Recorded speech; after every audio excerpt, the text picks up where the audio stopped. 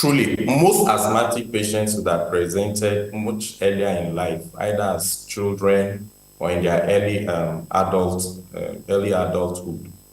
But we know that there is a late presentation of asthma that occur in adults. But there seems to be a specific distribution of this group of people. Commonly, you find out that there are people who probably are engaging in one occupation or the other. Usually, it's as a result of exposure from occupational sensitizers. What do I mean by this? Some people, by virtue of their occupation, come in contact with certain sensitizers that have capacity to produce asthma. That's why you find it in that group, in the adulthood, because it's at this time that they get engaged in drugs and their vocation, and then they come down. Well, example of this are like hairdressers.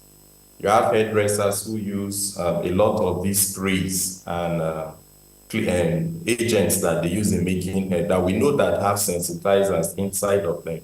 Others are like people work in bakery. Others include people work in cement factories and all of this. So there seems to be a distribution of this category, but commonly you find out that there is a sensitization from the work environment. That seems to describe those who present late with asthma symptoms. It means that earlier on in life, they didn't have asthma, but they already have the genetic predisposition to having asthma. So later on, when they get exposed to specific sensitizers, they come down with the typical and classic symptoms that are consistent with asthma.